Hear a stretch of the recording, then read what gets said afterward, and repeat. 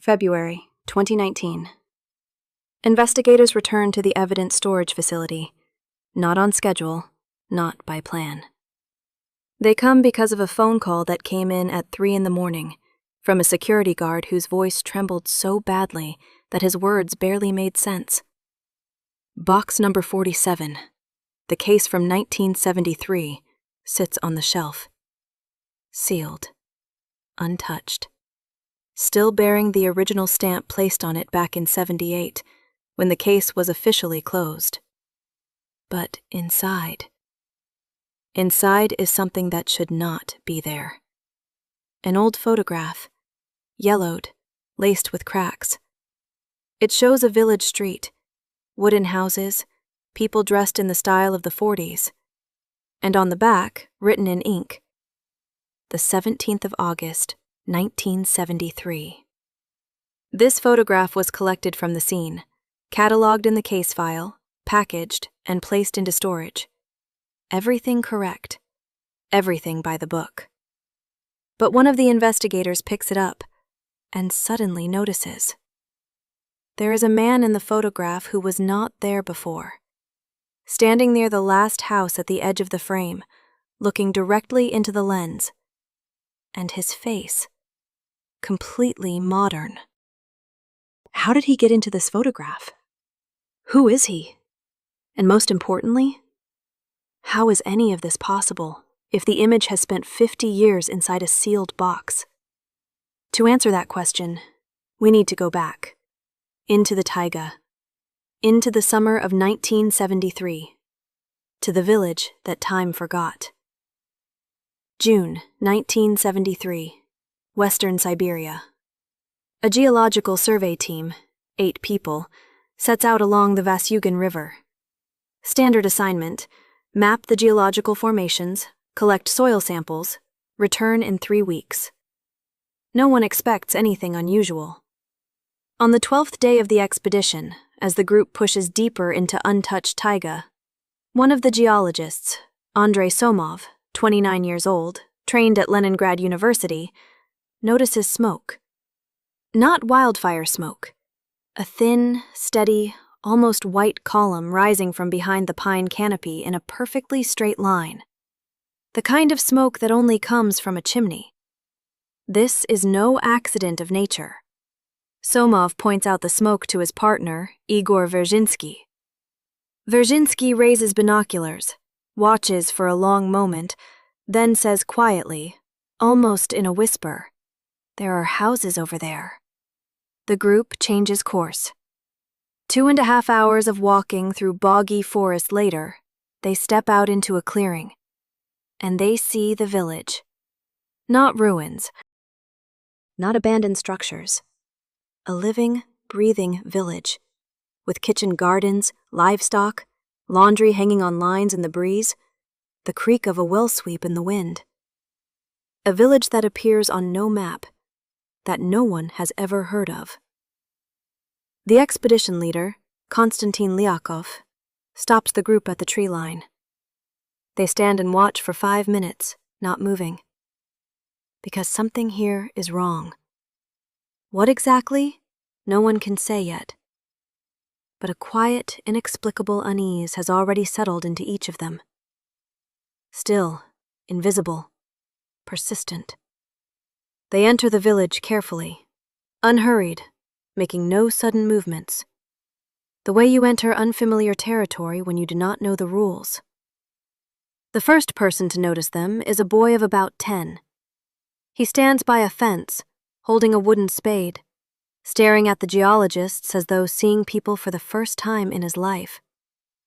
Or as though seeing something frightening, something he had been warned about.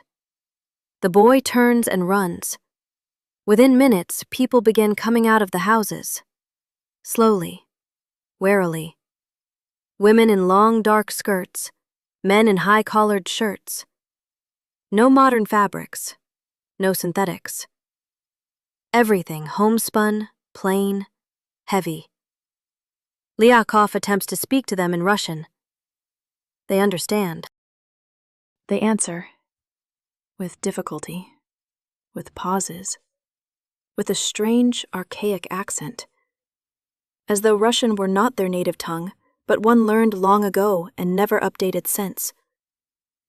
One of the older men, tall, with a long beard, asks the geologist, "Are you from the army? Are you going to the front?" Lyakov does not immediately understand the question. He asks again, "What front?" The man looks at him with sincere bewilderment and answers, "Why, the German front. There is a war on." Silence. The geologists exchange glances. 1973. 28 years have already passed since the end of the Second World War. But for these people, the war is still going on. Time in this village stopped, somewhere in the early 1940s. And none of its inhabitants, it seems, has noticed. The next day, the geologists stay. Lyakov makes this decision unilaterally. He will write in his journals later that he felt it. Leaving now would be a mistake. That there was something important here. Something that needed to be understood. They receive permission to remain, from the village elder, whom everyone calls Father Prokhor. He appears to be around 70 years old. He speaks little, watches long, and his eyes hold something that resists description. Not fear, not hostility, more like the exhaustion of a man who made a decision long ago and has been carrying its consequences ever since. The village lives by its own laws. They rise at dawn, go to bed at dusk. No electricity, no radios, no newspapers. Time here is measured not by years and dates, but by seasons. How many times the snow has fallen, how many times the potatoes have been planted, how many children have been born, and how many elders have died. Geologist Marina Fedotova, the only woman on the expedition, begins talking with the local women, carefully, slowly, asking nothing unnecessary. She simply sits beside them, helps sort peas, listens. And gradually, the picture begins to take shape. The village was founded in the late 1930s by a group of people who went into the taiga deliberately, not fleeing the authorities, not fleeing repression. At least, that is what they say. They left to preserve something that, in their words, was dying in the outside world. What exactly? No one will say just yet. But Fedotova notices one detail that won't leave her alone. In the village, there is not a single person younger than 40. All the children she sees are the children of children, those who came here originally, the second generation, born here, knowing nothing beyond this forest. They did not choose this world. It was chosen for them. On the third day, Somov finds what will later be called the primary piece of evidence, a barn at the edge of the village. Old, leaning, with a half-torn board near the entrance. Somov steps inside by chance. He is looking for shade to rest. And in the corner, beneath a layer of rotted sacking, he sees a wooden crate. He opens it. Inside, newspapers. Many newspapers, stacked neatly, one atop another, tied with twine.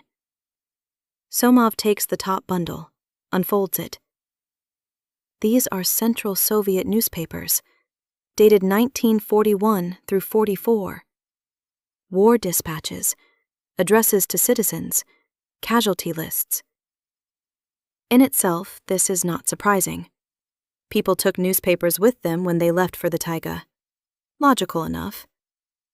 But beneath the wartime papers lie others, dated 53, 58, 61. Someone kept receiving newspapers well after the group had withdrawn into isolation. That means there was a channel, a road to the outside world, known to at least one person. Somov takes a few of the papers with him. That evening, he shows them to Lyakov. They sit in silence for a long time, staring at the dates. The last newspaper in the crate is dated April 1962. Then, nothing. 11 years of complete silence. What happened in 62?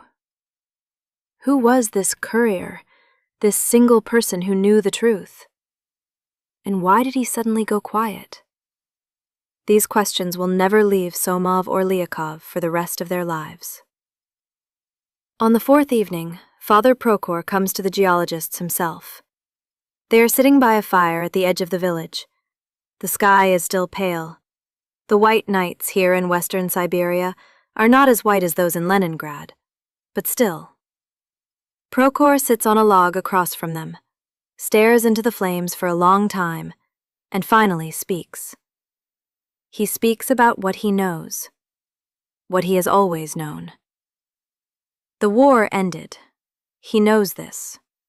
He received letters, up until 1962, from a man he refers to only as Fyodor. Who Fyodor is, he does not explain. He says only, "Our man," the only one who knew the way. In 62, the letters stopped coming. Prokhor decided that Fyodor had died. He sent 2 men into the city to scout, to find out. They left and never returned. After that, Prokhor forbade anyone from leaving the village. The geologists listen without interrupting. Lyakov tries to ask a question. Why? Why did he never tell the others that the war had long since ended? He knew. He had known all along. Prokhor is silent for a long time. Then he answers. Simply and terribly, he says, "If they find out the war is over, they will want to leave. And out there, in that world, there is no place for them anymore. They do not know how to live out there. They will die out there, not from illness, not from hunger, from incomprehension, from the fact that the world has become alien to them. Here, they live. Out there, they will perish."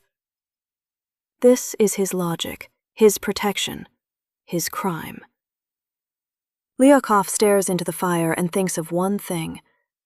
How many people in this village have lived someone else's life, not knowing it was someone else's, that the world had long since become something different, that the war which defined their entire existence had long since passed into history books.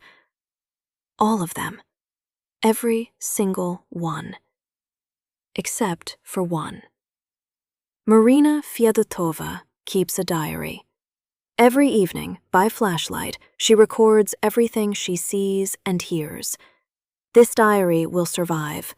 It will become one of the primary documentary sources of this story. Entry dated the 18th of June, 1973. Spoke with a girl named Niura. She appears to be about 12. Asked whether she knew what a television was.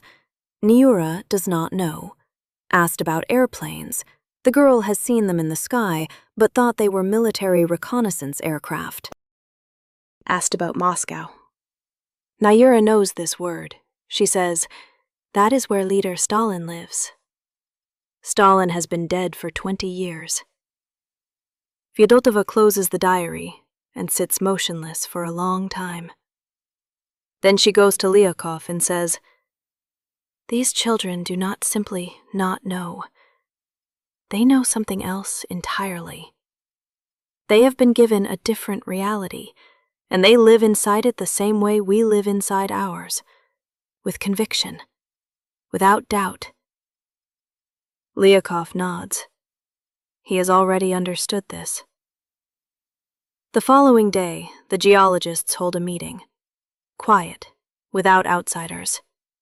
They must make a decision. They have no radio. Contact was lost back on day 8. They have a compass, a map, a few days of food supplies, and the full weight of what they have found. What to do with this discovery? To tell the villagers the truth right now is to destroy their world with a single word. A world that is the only one they have ever known. To leave in silence is to abandon them in this darkness forever. To report to the authorities is to set a mechanism in motion whose consequences no one can predict. Lyakov makes his decision. They will go. But first, one last conversation with Prokhor. Lyakov speaks with Prokhor alone. No witnesses. No written record. What happened in that conversation, Lyakov would later lay out in his journals, but only partially. Some pages will be torn out. By whom? Unknown. But here is what survived. Lyakov told Prokhor that they were leaving, that they would report the village to the authorities, not as informants, but as people who wanted to help, that others might come, doctors, teachers, people who could help the villagers adapt to a new life. Prokhor listened without a word. Then he said one sentence, which Lyakov committed to memory word for word and wrote down that same evening. Prokhor said, "You think you are doing good, but good is not what is right for you. Good is what does not break someone else's life." Lyakov left that conversation crushed. The group departed the village the following morning. The villagers came out to see them off, in silence, without words, without farewells. Nira stood by the fence and watched as they disappeared into the forest. The boy who had run from them on the very first day stood beside her, holding her hand. The geologists walked 2 days to reach the nearest road. The entire time, no one spoke. Back at the base, Lyakov filed an official report, a standard geological one, with no mention of the village. Why? He would write about it later. I did not know what was right. I still do not know. But someone else in the group, who exactly would never be established, did write. Not to official channels, somewhere else. And within a few months, the village became known to the authorities regardless. In the autumn of 1973, the first official expedition arrived at the village. Not geologists, a special team. What exactly happened during that first official contact is not yet fully declassified. What is known is this. The villagers were told the truth.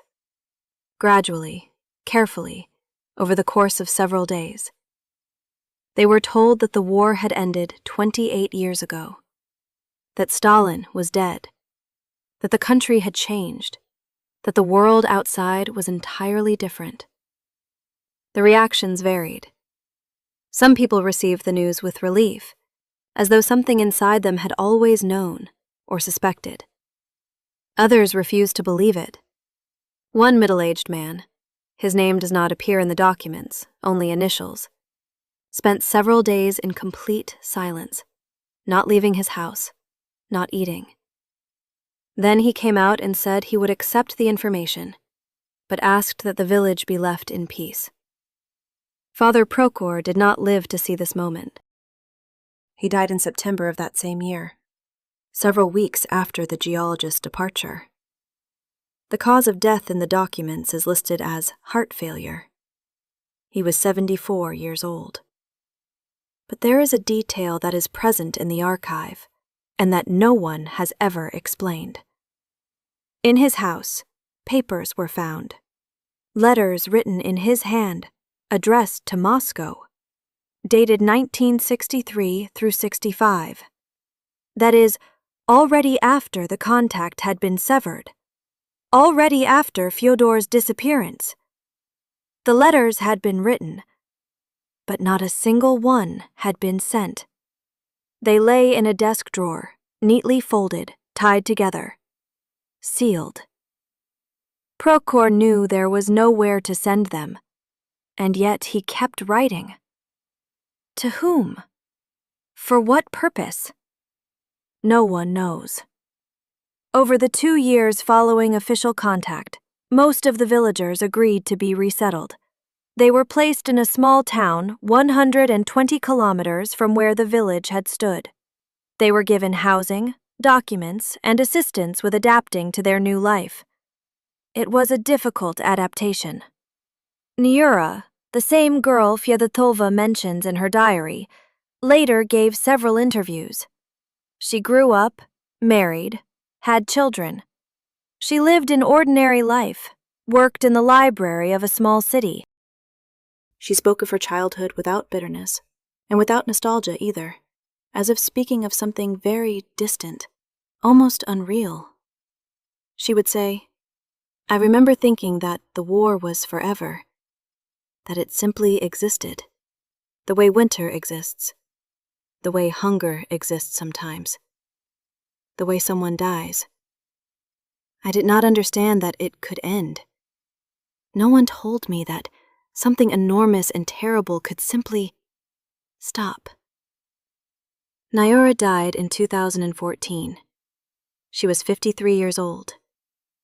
The boy who held her hand the day the geologist left, his name was Mitya, was never able to adapt to his new life. 3 years after resettlement, he walked back into the taiga, alone. Almost no belongings, almost no food. He was found 2 months later, alive, a few kilometers from the ruins of the old village. He was sitting by the remains of a house, staring at a fixed point. Mitya never explained his actions, never explained anything. He lived a long life. He died in 2008, at the age of 45, never having told a single person what he had seen during those 2 months in the forest, or what he had been searching for. Now let us return to the beginning. February 2019. The Evidence Storage Facility. Box number 47.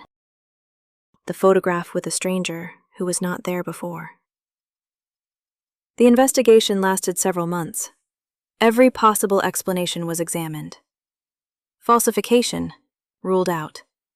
The paper and chemical composition of the developer match 1973 with an accuracy of 2 years. Error during initial cataloging, ruled out. The 1978 case file describes the photograph in precise detail, and there is no man standing near the last house.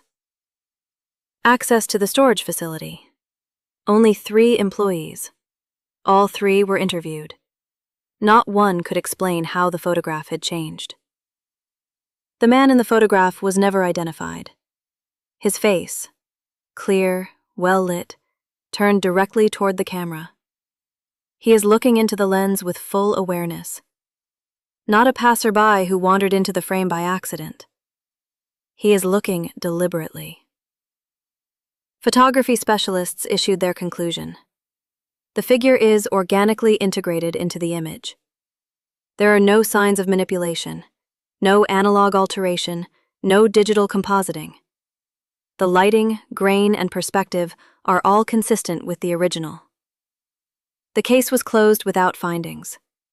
The photograph was returned to box number 47. The box was resealed.